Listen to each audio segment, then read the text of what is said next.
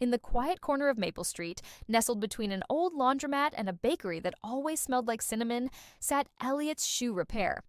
It was the kind of place most people overlooked. Dusty shelves, wooden counters stained with time, and shoes, rows and rows of worn-out shoes waiting for new life. Elliot Ward, the owner, had been fixing shoes for nearly 50 years. White-haired, stooped, and always in a faded brown apron, Elliot spoke little and smiled even less. He believed in souls, not souls, and he had rules. No loud music, no loitering, no nonsense. So, when a teenage black boy walked into his shop one afternoon, headphones around his neck, a skateboard under one arm, Elliot barely looked up. "I don't sell sneakers," he muttered. The boy smiled. "Good thing I'm not buying. My grandma said you're the best with leather. These are hers." He handed over a pair of delicate old sandals, cracked at the seams. Elliot squinted. "These are nearly dust." "She wore them on her wedding day," the boy replied. "Said they danced through 3 generations. Now she wants to wear them to my sister's graduation." Elliot blinked, then nodded once. "Come back in a week." The boy grinned. "Name's Zion, by the way." Elliot didn't answer.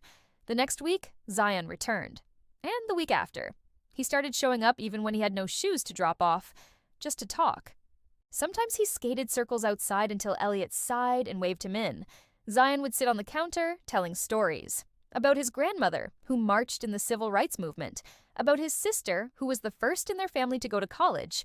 About music, sneakers, and a girl named Maya who made him nervous. Elliot mostly listened, sometimes grunted.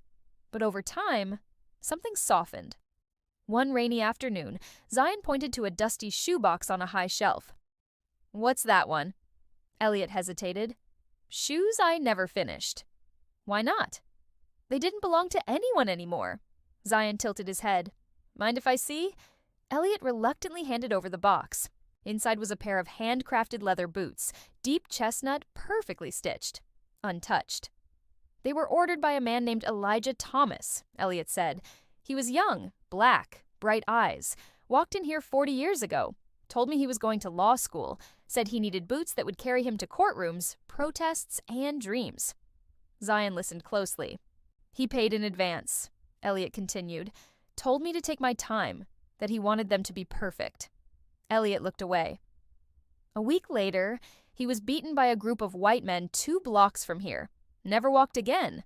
He never came back for the boots. Zion was quiet. "I didn't know what to do with them," Elliot said. "Didn't feel right to throw them out, so I kept them." Zion touched the leather gently. "He must have really believed in you." Elliot swallowed hard. "I didn't deserve it back then." Over the next month, something beautiful unfolded. Zion started helping in the shop after school, polishing, organizing, even stitching. Elliot taught him how to find strength in the seams, how to listen to what shoes had to say. He taught Zion patience. Zion taught him music and laughter. They became family. Then one day, Zion walked in holding a flyer. "Future Leaders Scholarship. Public Speaking Contest. They want us to share a story about legacy," he said, "and I want to talk about Elijah. About you. About how things change when people listen." Elliot nodded, voice thick. "Then I'll finish the boots." He spent 2 days working on them. Carefully, lovingly. When they were done, he handed them to Zion. "These were meant for a dreamer."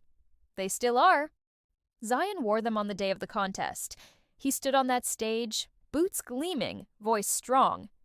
These boots were made for a man who never got to wear them. A black man with a future stolen. But they were kept safe by someone who once didn't understand what they represented. Today, I wear them not just to honor his story, but to show that change is real, that hearts can heal, and that when we carry each other's dreams, we move forward together. The auditorium gave a standing ovation. Elliot passed away 2 years later, quietly, peacefully. Zion inherited the shop, and in the front window, beside the open sign, he placed a small wooden plaque. The shoes he never wore carried us all.